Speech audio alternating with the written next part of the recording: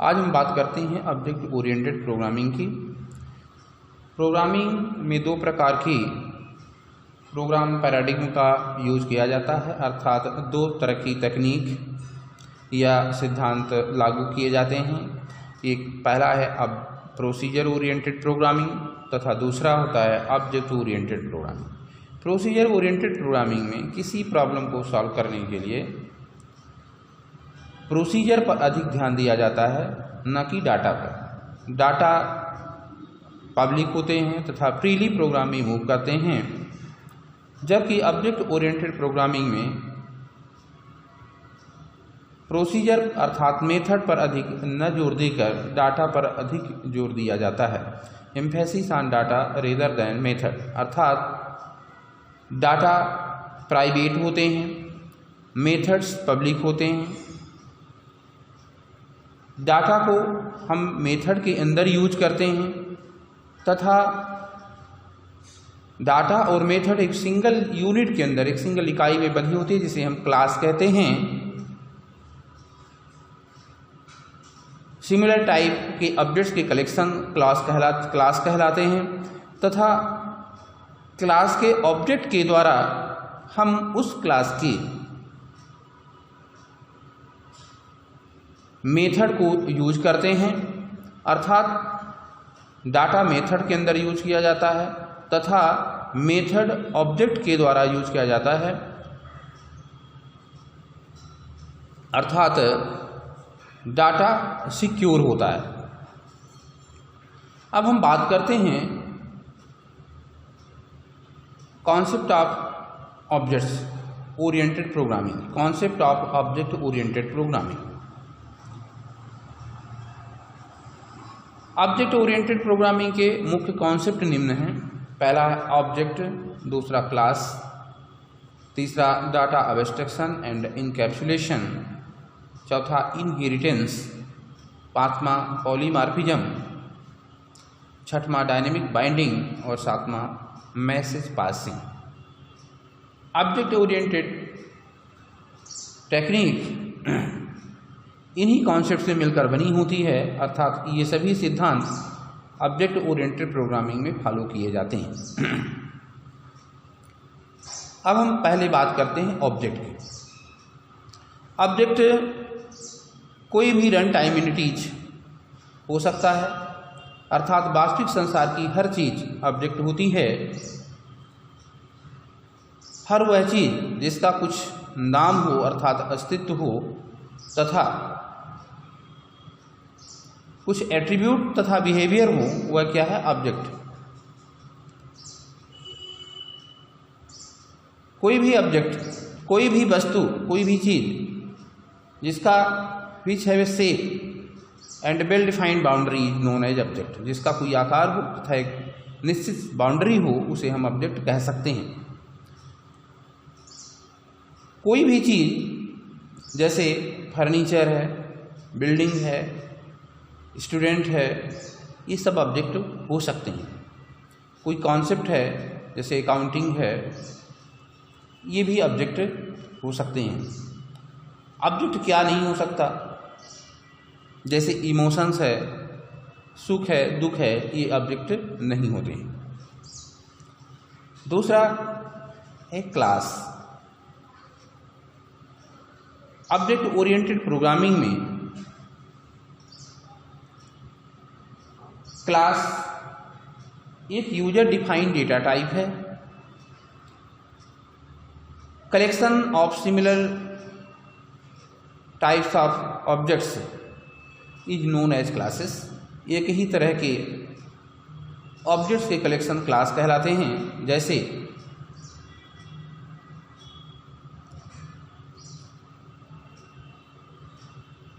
Employee एक class है, teacher, clerk, ये सभी एम्प्लॉई हैं, तो इन सब का कलेक्शन क्या हो गया? एम्प्लॉई। एम्प्लॉई एक क्लास है।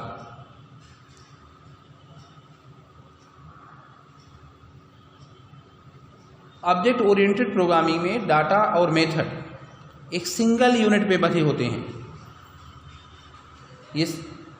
ये सिंगल यूनिट ही क्लास कहलाती है, जिसमें कि डाटा प्राइवेट होता है तथा मेथड्स पब्लिक होती हैं, तथा क्लास के ऑब्जेक्ट के द्वारा हम उस क्लास के मेथड्स को एक्सेस करते हैं।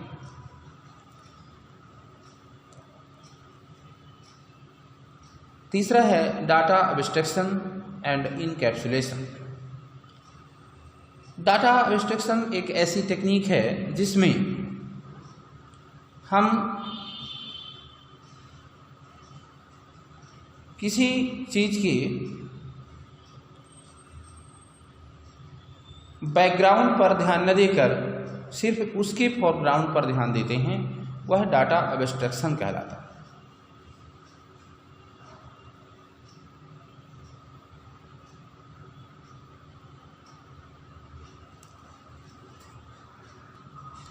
जैसे एक कार चलाने वाले ड्राइवर को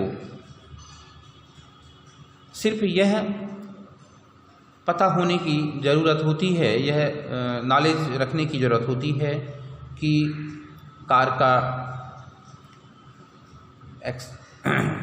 स्टीयरिंग कैसे काम करती है, गियर कैसे लगता है, ब्रेक कहाँ पर होता है, एक्सीलेटर कहाँ पर है।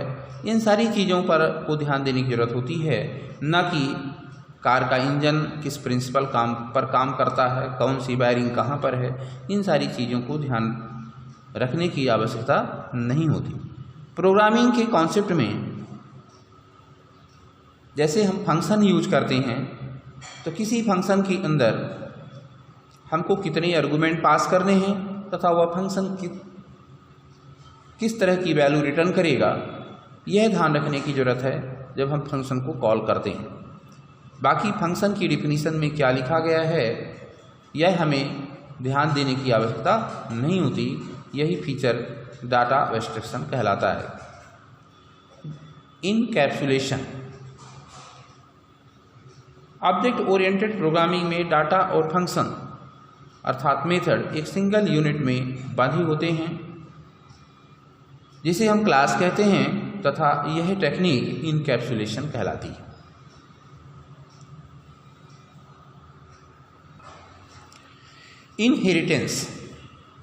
इनहेरिटेंस एक ऐसी टेक्निक है जिसमें हम बेस क्लास के फीचर को लेकर के एक नई क्लास क्रिएट करते हैं। यह हेरिडिटी पर आधारित होता है, अर्थात वंशानुक्रम पर आधारित होता है।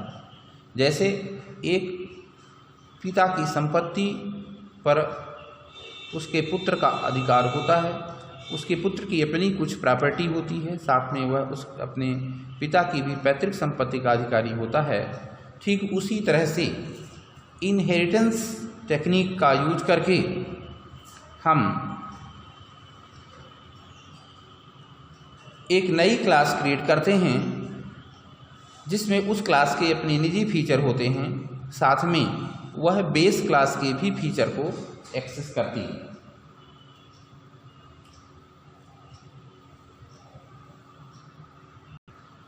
अर्थात यह कोड रीयूजेबिलिटी प्रोवाइड करता है, अर्थात बेस क्लास में क्रिएट किए गए फंक्शंस या डाटा को हम उससे डिराइव की गई क्लास में एक्सेस कर सकते हैं।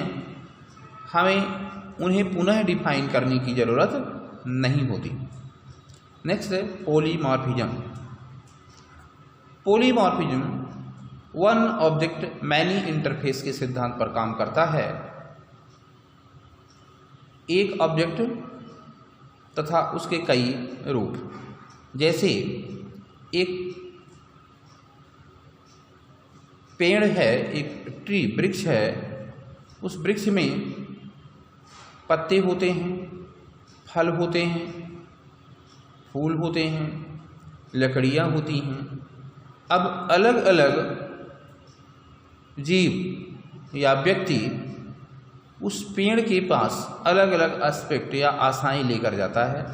जैसे यदि कोई पक्षी जाता है, वह फल की आशा, फूल की आशा से जाता है। कोई पशु जाता है वह खाने के लिए पत्ते की आशा से जाता है, कोई व्यक्ति जाता है यदि वह पथिक है, राहगीर है, थका हुआ है तो छाया की आशा से जाता है। एक लकड़ी काटने वाला लकड़ी काटने वाला व्यक्ति उसमें कितनी लकड़ियाँ मिलेंगी इस आशा से उसके पास में जाता है। अर्थात एक ही ऑब्जेक्ट को अलग अलग लोग अलग अलग कार्यों के लिए अलग अलग उद्देश्य के लिए अलग अलग उद्देश्य से उसके पास जाते हैं। यही टेक्निक पॉलीमॉर्फिज्म कहलाती है। हम प्रोग्रामिंग में फंक्शन ओवरलोडिंग का कॉन्सेप्ट यूज करते हैं, जिसमें एक सेम नाम के कई फंक्शन क्रिएट कर सकते हैं तथा आर्गुमेंट्स, पास किए गए आर्गुमेंट्स की संख्या तथा उनकी टाइप तथा उनके द्वारा रिटर्न की गई वैल्यू के आधार पर उन फंक्शन को कैटेगराइज करते हैं।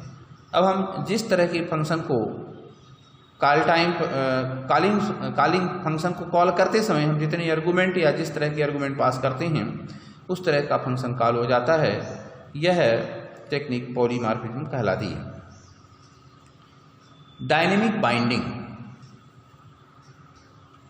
अर्थात run time binding object oriented programming में इनहेरिटेंस और पॉलीमॉर्फिज्म इस फीचर को इम्प्लीमेंट करते हैं, जिसमें बाइंडिंग या लिंकिंग प्रोसीजर के कॉल होने पर कन्फर्म होते हैं कि कौन सा फंक्शन कॉल होगा। यह रन टाइम पर डिफाइन करता है, निर्भर करता है। यह टेक्निक डायनेमिक बाइंडिंग कहलाती है। नेक्स्ट है message passing. Object oriented programming में ऑब्जेक्ट परस्पर एक दूसरे से कम्युनिकेट करते हैं, अर्थात एक दूसरे को मैसेज पास करते हैं। ऑब्जेक्ट एक दूसरे को इंफॉर्मेशन भेजकर कम्युनिकेशन कर सकते हैं। ऑब्जेक्ट में मैसेज पासिंग फंक्शन कॉल के समय परफॉर्म होता है। इसमें इंफॉर्मेशन को फंक्शन आर्गुमेंट के रूप में फंक्शन के माध्यम से ऑब्जेक्ट में इनपुट किया जाता है और ऑब्जेक्ट का मेथड उसे प्रोसेस कर रिजल्ट जनरेट करता है। थैंक्स।